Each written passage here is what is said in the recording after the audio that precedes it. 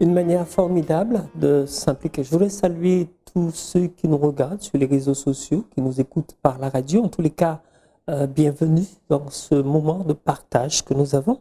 Notre thème, je l'ai dit, une manière formidable pour s'impliquer, c'est Dieu qui a mis en place cette méthode, une méthode pour, certes, la cellule familiale où on peut se soutenir, mais aussi une méthode qu'il a introduite au sein de l'Église. Et à partir de là, nous sommes mis en situation où chacun peut s'entraider, chacun peut se fortifier, peut consolider sa foi, mais aussi courir ensemble ou marcher ensemble, faire les choses ensemble. Afin de débattre, discuter sur ce sujet, nous recevons pour vous Madame Noël Valéamé-Jaël et Monsieur le pasteur Lucéa. Merci d'être sur le plateau. Je vous pose une question personnelle. Vous faites quoi dans la vie? Je fais quoi? Oui, allez-y, je vous écoute. Je fais de mon mieux pour accomplir l'ordre de mission de Jésus en tant qu'aumônier à l'école de Rama, à l'école de Rama, d'accord. Adventiste de Rama, et en tant que coordinatrice de l'aumônerie des écoles de la Fédération. Pasteur Lucéa? Oui, je suis, comme tu le soulignes déjà, pasteur de l'église au Marin, Rivière-Pilote et Toisillet. Et donc, c'est mon ministère et je trouve du plaisir à faire cela, à partager la bonne nouvelle, à visiter, à encourager et à soutenir. D'accord, merci. Alors, juste avant de partager sur notre thème une manière formidable de s'impliquer, je voudrais vous laisser l'un d'entre vous. Vous choisissez lequel des deux qui va faire la prière d'introduction? Ah ben, allez-y. Éternel notre Seigneur, que ton nom soit magnifié. Nous te remercions de cette opportunité qui est d'échanger sur la joie de partager ton amour avec ceux qui nous entourent. Bénis cet échange et que ton Saint-Esprit nous touche. Au nom de Jésus. Amen. Merci beaucoup. Merci d'avoir accepté d'être là. Je pense que vous avez dû faire le constat comme moi que la méthode que Dieu a mise en place, c'est les petits groupes. Alors, la première question qui me vient à l'esprit, quel est le premier groupe social qui apparaît dans les écrits sacrés et ça, pourquoi faire? Il y a un premier groupe, il a fallu bien qu'il y ait un premier groupe. Alors, quel est ce premier groupe-là? Et pourquoi faire? Dieu a mis cette... Ne vous battez pas, vous êtes côté, là.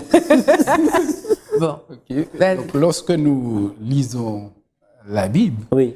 Le premier verset nous dit « Au commencement, Dieu créa les cieux et la terre ». Et donc, ce mot « Dieu », en hébreu, c'est Elohim, oui, qui est un pluriel. C'est un pluriel, d'accord. C'est un pluriel. Et ce qui voudrait dire, là, il y a plus qu'une personne qui soit engagée dans la création. D'accord? Le verset 2 nous parle aussi de l'Esprit de Dieu qui se mouvait sur les eaux. Oui. Donc, on a Dieu le Père, le grand architecte. Et ici, on ne cite pas encore le Fils. Ouais. Mais lorsque nous lisons les évangiles, surtout Jean chapitre 1, il est dit qu'au commencement était la parole, et la parole était avec Dieu, et la parole était Dieu. Et que toutes choses ont été créées par elle, cette parole. Ça voudrait dire qu'elle était là au début? Qu'elle était là. C'est parce que c'est dans le psaume 33, versets 6 à 9, il est dit « Dieu dit et la chose existe ». Donc la parole est là. La parole, c'est Jésus, il était là. Donc il était présent lors de la création. Donc on voit ce petit groupe de la divinité qui est ensemble pour la création. Ouais. Donc, il y a déjà cette triade qui est présente au départ. Peut-on penser que dans la rédemption, puisque quasiment toute la Bible en parle, peut-on penser que dans la rédemption des êtres humains, toute l'entièreté de la personne de Dieu a mis la main à la pâte par rapport à ce que vous venez de dire? C'est un peu ce que nous disons habituellement en expression créole, coller tête, coller épaules ou bien ensemble. Est-ce qu'on peut penser comme cela? Oui, je pense que pour continuer sur la même lancée de la réflexion de Pasteur Lucéa, dans Genèse 1, verset 26, le texte dit, puis Dieu dit, faisons l'homme. Faisons. Donc déjà, c'est Dieu qui dit faisons. Donc il y a une pensée commune, une vision commune. Et donc quand l'heure de la rédemption va venir et qu'il va falloir penser à un plan stratégique, une stratégie tactique pour pouvoir sauver le plus d'hommes possible, ce sera encore ce faisons qui sera à l'œuvre. Et on voit dans Jean, par exemple, Jean chapitre 10, verset 18, Jésus qui dit « J'ai le pouvoir de donner, j'ai le pouvoir de reprendre. Tel est l'ordre que j'ai reçu de mon Père. » Il parle de sa vie. Et cet ordre, on le retrouve dans Jean 3, verset 16. « Car Dieu a tant aimé le monde qu'il a donné son Fils unique. » Et on voit qu'il y a l'Esprit de son côté, dans Romains chapitre 8, on parle de l'Esprit qui a ressuscité Jésus. Donc, tous les trois sont dans un commun accord pour pouvoir arriver à l'objectif final qui est de donner la vie. Ça voudrait dire qu'il y a eu unité dans l'ensemble des personnes qui sont en action? Ah si, on peut parler d'unité. D'ailleurs, les Juifs, hein, ils ont cette fameuse prière, le Shema Israël, dans Deutéronome, qui rappelle que, écoute Israël, l'Éternel notre Dieu est un, est le seul éternel. Donc dans Deutéronome 6, verset 4, si je ne m'abuse. Et c'est une prière qu'ils ont intitulée comme cela et qu'ils répètent comme un commandement, comme un ordre biblique, parce que c'est important, l'unité de Dieu. Ils ont les trois forment un et ils marchent ensemble pour aller dans la même direction. C'est un peu ce que Jésus dit dans le chapitre 17 de Jean où il parle avec le Père, exactement. D'accord. Personnellement, est-ce que vous avez fait l'expérience de cette unité, de cette triade dans votre vie religieuse, spirituelle? Alors, oui. Vas-y. Oui, sur le plan personnel, je le crois déjà, puisque la Bible dit Dieu. Donc, je crois que le Père, il existe, d'accord? Et puis, notre sœur Jaël a cité le texte de Jean 3, verset 16, qui dit « Car Dieu a tant aimé le monde qu'il a donné son Fils ». Donc, on voit déjà le Père et le Fils qui sont déjà en action. Et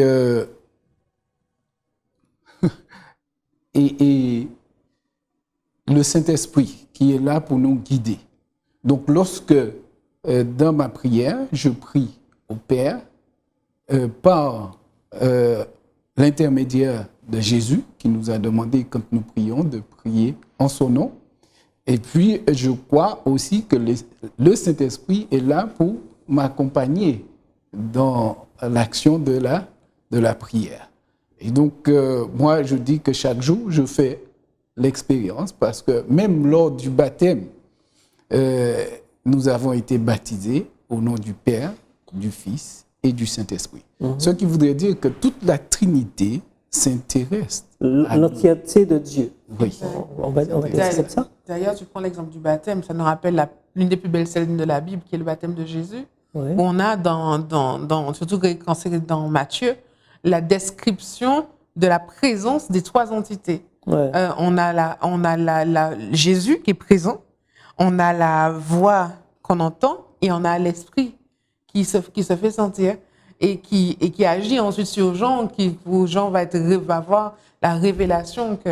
Ça confirme en quelque part ce qu'elle avait dit. Exactement. Donc, on a la présence des trois dans cette scène du baptême de Jésus et je crois que pour notre expérience personnelle, il faut qu'on puisse s'arrêter et réaliser qu'on a les trois en action aussi dans notre vie de tous les jours. Quand tu poses la question, est-ce qu'on a une expérience particulière, j'ai pensé à une occasion où j'ai été malade et j'ai pu voir distinctement les trois aspects, on peut dire, de cette divinité. On a ta relation personnelle avec Jésus qui va être, tu es tout seul, tu es malade, il n'y a personne, tu es étudiant, il n'y a personne autour de toi, tu es seul. Donc, c'est cette relation avec Jésus qui te réconforte, qui t'apporte Ouais. la lecture de la Bible. Tu as cette communion-là. Mais en arrière-plan, tu as l'Esprit qui agit pour toi, qui fait qu'il y ait quelqu'un qui frappe à la porte, qui entre, qui dit « Je suis venu faire le ménage », une autre personne « Je suis venu te coiffer », mais des gens qu'on n'a jamais appelés, qu'on n'a Dans même tous pas... les cas, que Dieu a dépêché. C'est Dieu qui a envoyé ces personnes-là, parce que ce sont des gens, c'est pas pour tout, ce sont des amis proches, des personnes qui ont su que tu es malade et qui sont venues spontanément aider. Et en parallèle, il y a Dieu qui orchestre le tout et qui permet de mettre des solutions en orbite, en axe. Donc, oui, on fait l'expérience de Dieu dans son entièreté au quotidien. D'accord. Alors, à propos des petits groupes, puisqu'on est dans un petit groupe là, à propos des petits groupes, qu'en est-il avant l'existence de la nation d'Israël? Parce qu'on a l'impression que c'est aujourd'hui qu'on en parle. On vient de parler de la triade, c'est le premier. Est-ce que ça existait à part ce dont on vient de parler là? Est-ce que ça existait avant la nation d'Israël? Je dis oui, parce que dans le jardin d'Éden, Dieu, quand il a fait l'homme, il n'a pas laissé l'homme seul. D'accord? Il a créé l'homme et la femme et il a institué la famille. Donc, après la divinité, le deuxième petit groupe serait la famille. La famille. D'accord? Qui était prévu pour l'épanouissement de l'humanité. Chaque homme, chaque femme qui viendrait sur cette terre. C'est au sein du foyer que nous devrions trouver les ressources pour nous développer et nous Des personnes solidaires qui... La solidarité, tout. entre les éléments. Est-ce que, quand vous dites cela, vous auriez une définition concernant le petit groupe? Vous définissez ça comment? J'aime dans le texte d'Hébreux 10 qui dit de veiller les uns sur les autres. Pour Pas moi, surveiller. non, pas surveiller, veiller. Pour pouvoir nous exciter à de bonnes œuvres, hein, dit le texte.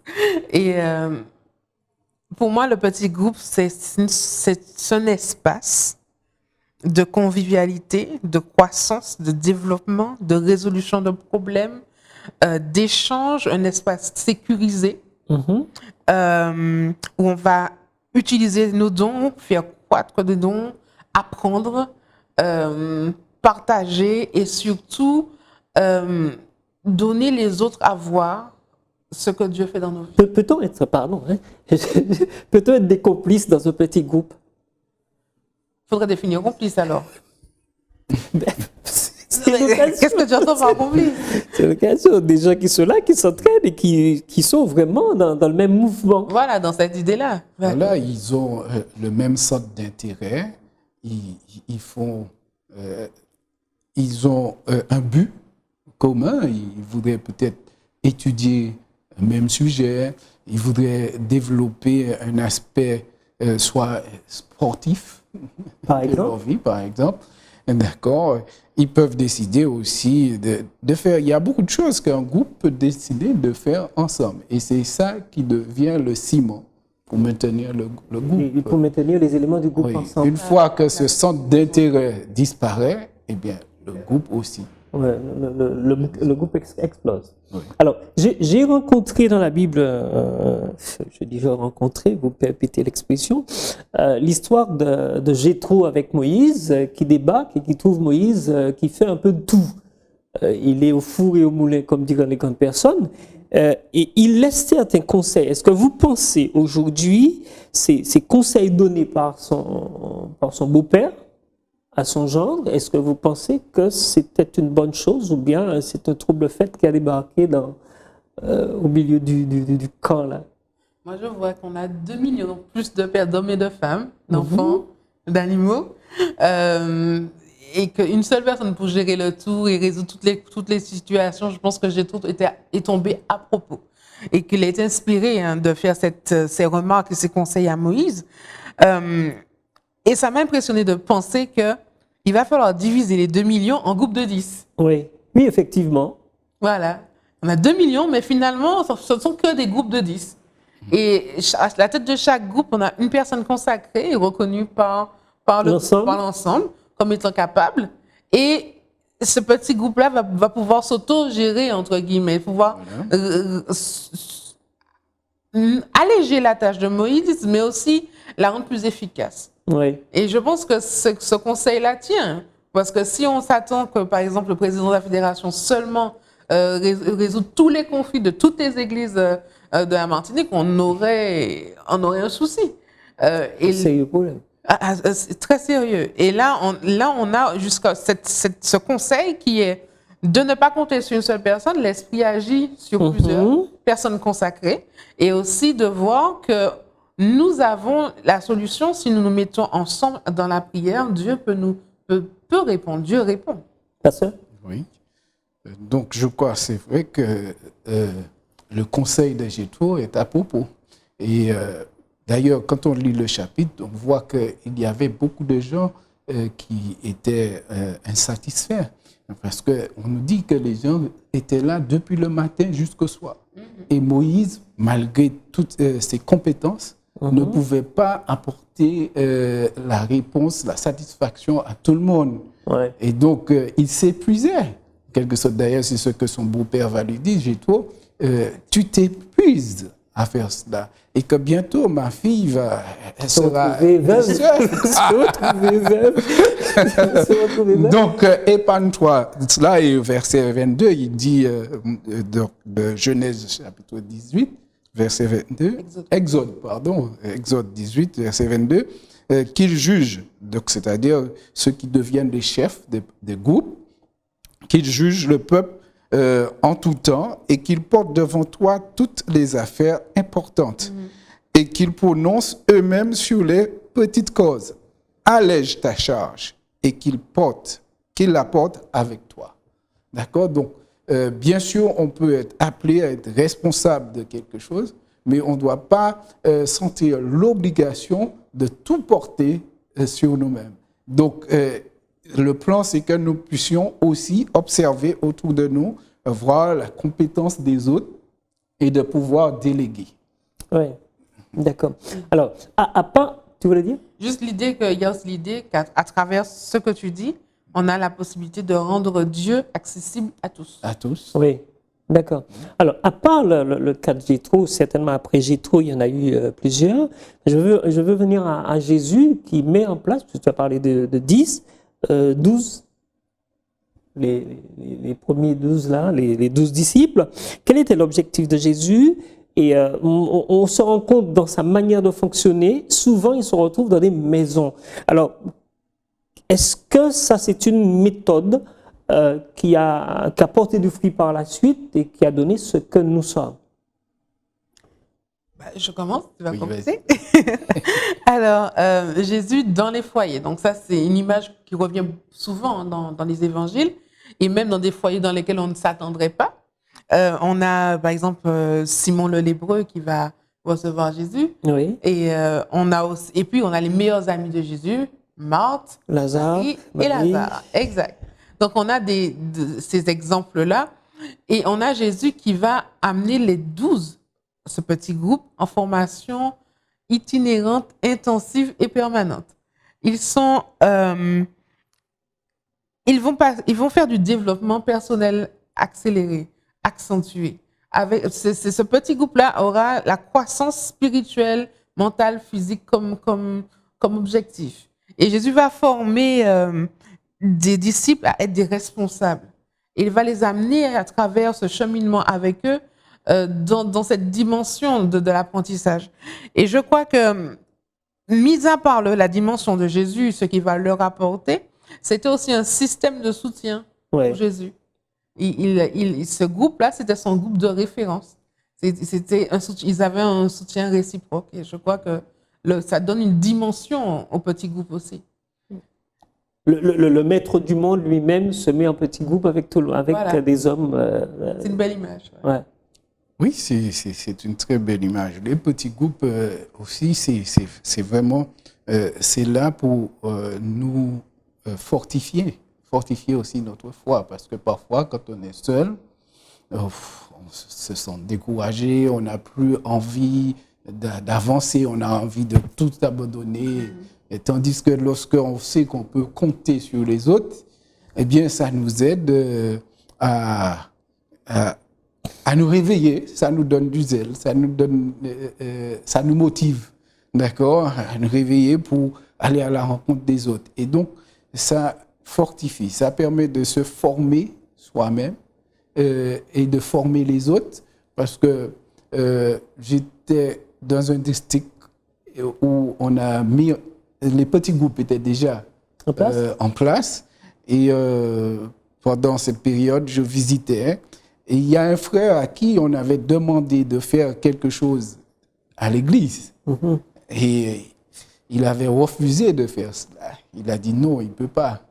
Et puis, donc, quand on a remis les petits groupes en place, on lui a demandé de faire la même chose dans le petit groupe. Il a fait, il était content, tout le monde l'a félicité pour ça. Et après cette expérience, il a pu faire dans l'église. Au niveau de tout le monde. Au niveau de tout le monde, à l'église.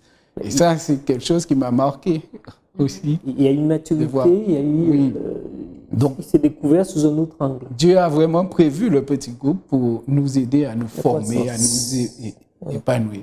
Alors, quelle était la préoccupation de Jésus lorsqu'il instituait les 12 quel était son projet? Qu'est-ce qu'il avait derrière la tête, on pourrait dire? Un programme caché. Jésus, il est dit qu'il les a appelés pour être avec lui et ensuite pour les envoyer prêcher. D'accord. D'abord avec lui. Donc, oui. Et ensuite pour les envoyer. Donc, avec lui, c'est pour qu'il puisse voir chaque jour ce qu'il fait, comment il fait. D'accord? Donc, ça participe à leur formation. D'accord? Et ensuite, il ne peut pas être là tout le temps, il le savait. Donc, il les a préparés pour qu'eux-mêmes, ils puissent devenir des responsables. Et pour ajouter à cela, non seulement pour qu'eux soient les responsables, Jésus a aussi fait un constat dans Matthieu 9, où il constate qu'il y avait peu d'ouvriers, en fait. Et que ce petit groupe-là avait pour objectif non seulement de former 12, mais que ces 12 aient une mentalité de croissance. Ouais. Et que ces 12 explosent et forment un autre petit groupe, etc., etc. Et que pléthore de petits groupes deviennent. Et c'est comme ça que l'Église, d'ailleurs, est née, à partir de ce petit groupe-là. Alors, tu peux reprendre ça, c'est-à-dire qu'au départ, on a une douzaine.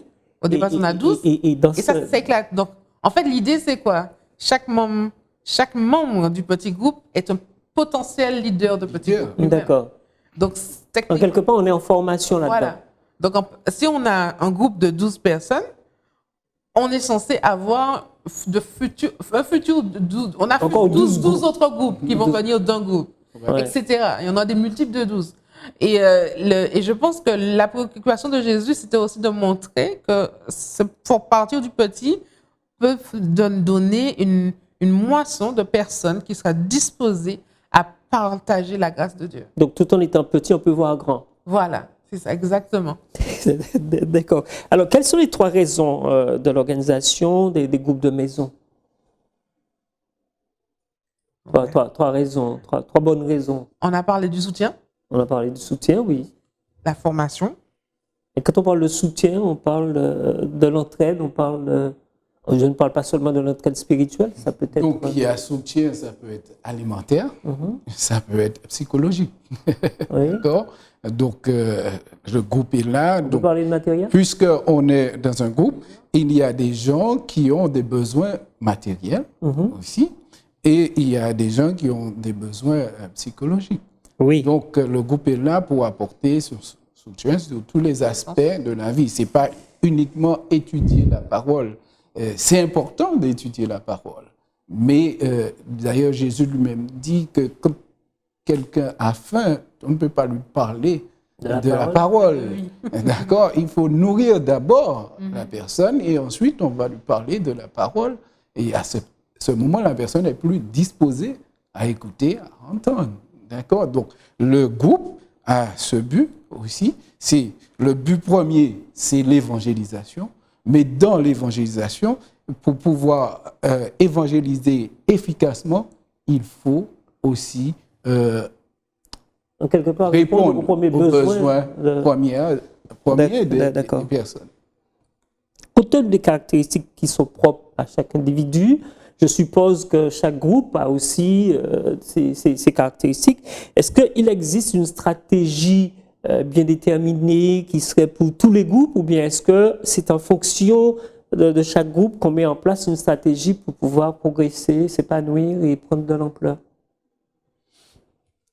Comme élément de réponse, j'aimerais réfléchir dans le livre des Actes des Apôtres. On voit que les premiers petits groupes se sont formés et autour de quatre aspects. La prière, Ouais, l'étude de la Bible, la communion fraternelle et le témoignage. ouais, Témoignage service. Et donc, je pense que sans forcément être dans une structure figée, ces quatre aspects sont les piliers que l'on devrait retrouver dans chaque formation de petits groupes, sans en mettre un au-dessus de l'autre, et on peut ajouter d'autres aspects. Donc, on peut avoir la collation, diversité de rafraîchissement après, on peut avoir un moment de jeu, on peut avoir découverte d'une activité, je sais pas, faire de la cuisine ensemble, j'en sais rien, mais toujours en restant dans un cadre, avoir ces quatre aspects qui sont clés pour l'épanouissement total, global. Je ouais. pense que en partant de leur expérience, je pense que ce serait pas mal. Et chaque groupe met en place sa stratégie, sa manière de fonctionner dans le cadre établi. Oui, si on a bien vu que chacun a des besoins différents, Oui. et on va se réunir en groupe selon le besoin cible. Donc, si on a un besoin, je sais pas, notre petit groupe, c'est la santé par les plantes. Par exemple, d'accord? Donc, on va partir de la Bible dessus, on va prier à ce sujet, on va se renforcer, on va voir les besoins des uns et des autres à ce sujet, mais on ne va pas forcément avoir la même structure qu'un groupe qui voudrait connaître les prophéties d'avant. Par exemple. C'est pas possible. Ouais. Le groupe qui va parler de santé par les plantes va forcément passer par l'étape, aller dans le jardin, peut-être planter, expérimenter. Mettre la main dans la boue. Exactement, alors que l'autre groupe, pas forcément. Bon, après, on ne sait pas. Mais, donc voilà, donc la structure n'est pas forcément figée. Oui. Mais ces quatre piliers se retrouvent. Tu as raison, ces quatre piliers se retrouvent. Maintenant, on peut dire la stratégie générique, c'est la mission. D'accord? Maintenant, dans la mission... Ça, c'est pour tous les groupes. Ça, c'est pour tous les groupes et pour chaque être humain. Pour chaque être humain. On a la mission. Donc, chacun arrive dans le groupe avec cette stratégie-là. Voilà. Donc, quand on a ça en tête, maintenant, quelle forme ça va prendre? C'est là, un groupe peut décider, bon, nous allons former un groupe de cyclistes. Donc, le dimanche matin, on va faire du cyclisme et on va inviter d'autres personnes, d'autres amis à venir faire du cyclisme avec nous. Et puis, on peut prendre un temps pour prier avant de partir, décider de partager un verset. Quand on arrive à un certain endroit, on peut partager un verset ensemble, etc. Donc, quoi? Remise de maillot. Mais oui.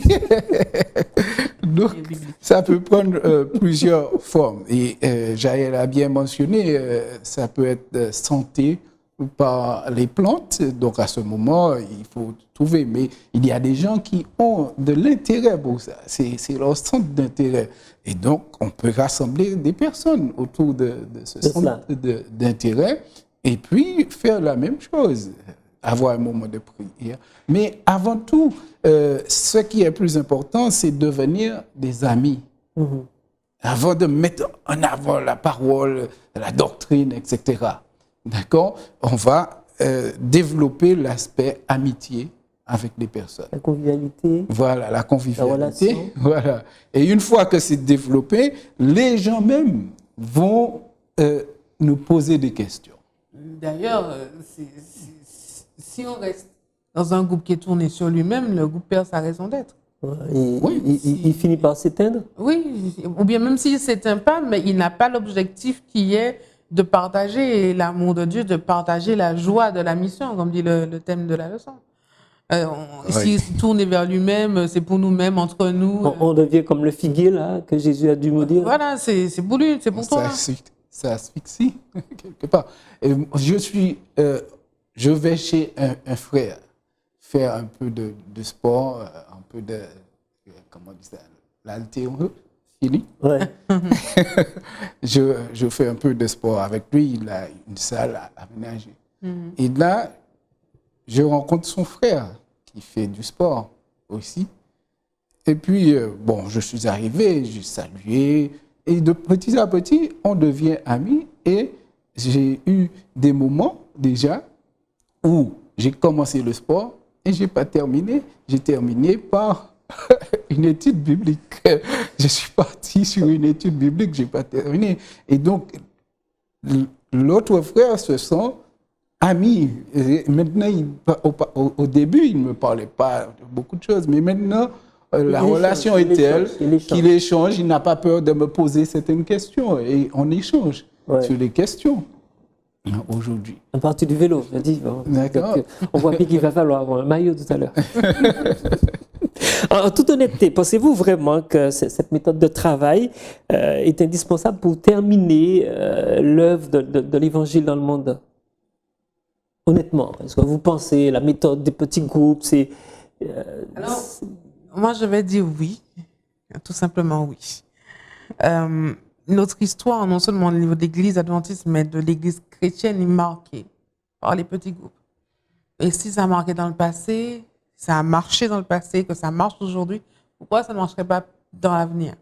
C'est une première chose. Deuxième chose, à l'époque de Néron, où il y a eu la grande persécution, dans 1964, il y a eu un interdit d'être chrétien. Ouais. Donc, on a cet interdit de construire des églises, de se rassembler en tant que chrétien. Interdit d'être chrétien. Et c'est différent par rapport à ce qu'on vit aujourd'hui. oui, bien sûr. On peut être chrétien, malheureusement, on ne peut pas se rassembler. Voilà, c'est un autre aspect. Ouais. Mais à l'époque, c'est interdit d'être chrétien. Et donc, du coup, avoir une église, c'était totalement impensable. Et donc, on aurait pu penser que ça voulait signifier la fin du christianisme. Ouais. Et on voit que sortir de cette période et tomber sous l'empereur Constantin, on a une église chrétienne debout et forte et qui s'est nourrie, alimentée, grandie, qui a vraiment poussé, on va dire ça comme ça, par les petits groupes. Et ce sont les petits groupes de foyers, les maisons, dans les maisons. Et c'est répandu dans tout l'Empire et environ pendant 250 ans, on avait des petits groupes. On a carrément oublié ce travail de soubassement. Des petits groupes. Et aujourd'hui, on a l'inverse où l'Église est le centre de la vie chrétienne et on oublie que le foyer doit être un centre de croissance spirituelle. La localité, la maison, c'est très important. Et donc, peut-être que pour arriver à terminer la mission, c'était la question de départ, renouer avec cette ferveur. Le groupe de maison. Cet enthousiasme qu'on a perdu au profit des grandes assemblées. Alors, ce n'est pas négliger l'assemblée, mais c'est utiliser ce qui en a fait la force. Se reconnecter entre nous par tous les moyens possibles, imaginables, pour pouvoir faire avancer le témoignage de l'amour de Jésus. Pasteur, tu penses quoi? Groupe de maison, groupe de rencontre, foyer? Oui, je pense que le groupe, le petit groupe aura toujours sa place. Ouais. Et si on pense dans le fait que chaque maison, chaque foyer est déjà un petit groupe. Oui. D'accord? Parce que par rapport aux pandémies que nous venons de vivre là, c'est chaque foyer qui se réunissait. On ne pouvait pas oui, plus aller au top. Oui. Donc, c'est dans la maison, on se réunissait, on étudiait, on priait, on faisait tout. Et si on avait la possibilité d'avoir quelqu'un d'autre avec nous, c'était possible de partager avec ces personnes.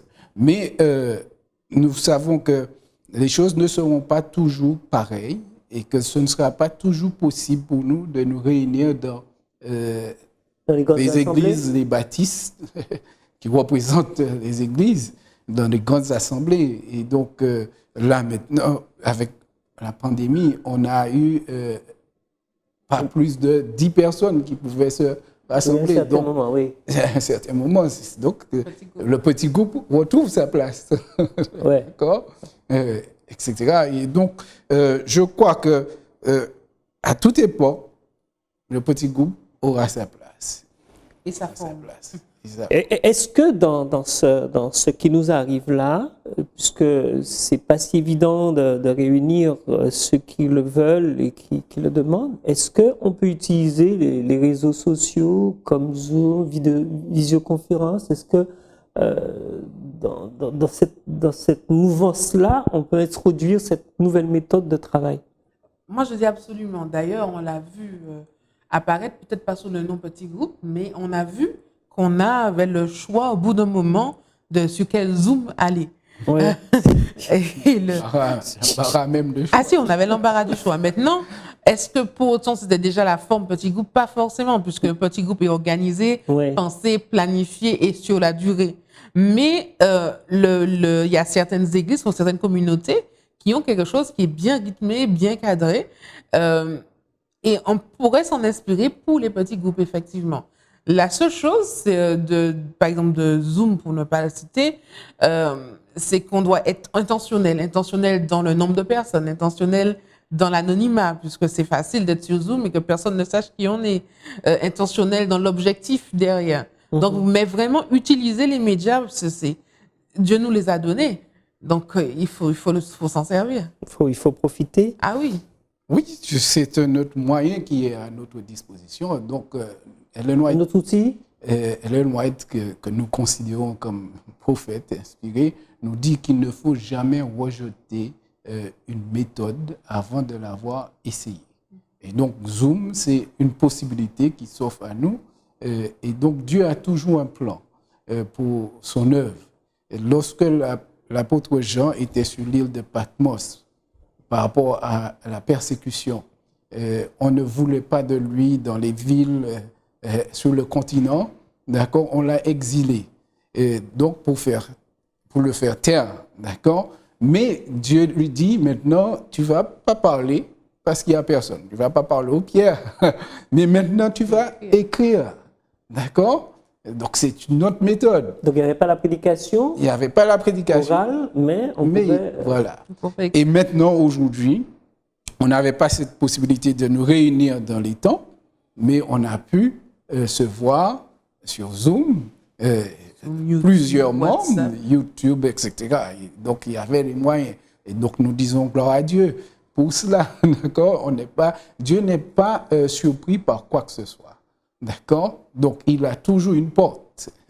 Et on ne comprend pas les choses. Pourquoi les choses se mettent en place parfois, mais Dieu sait utiliser tout ce qui est à sa disposition, tout ce que l'homme peut inventer. Dieu Tout nous ce qui permet peut être utilisé pour sa gloire. Autant le prendre.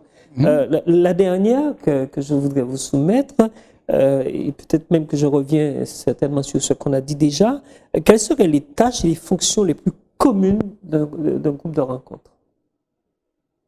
Bon, la première chose à laquelle je pense, c'est déjà organiser le groupe de rencontre. D'accord. Il faut même en visioconférence. Oui, il faut s'organiser, il faut choisir l'heure, il faut choisir le nombre, la durée. En présentiel, la durée recommandée, c'est une heure et demie, pas plus de 2 heures, faut pas que ça dure trop longtemps.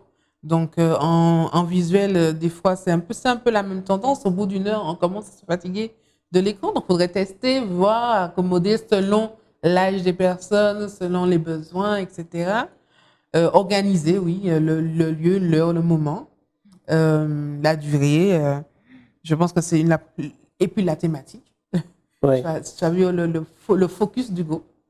Ça, c'est le chef, le responsable qui le fait, un travail de groupe, un travail de...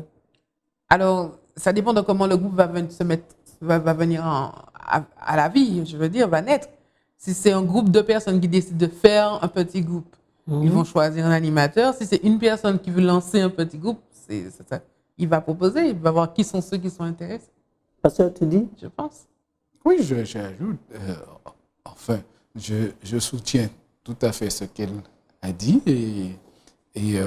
Donc, il faut l'organisation, la planification, il faut un timing. S'il n'y a pas tout ça, eh bien, chaque personne viendra à n'importe quel moment et puis on ne va pas faire groupe, quoi. Ouais. D'accord.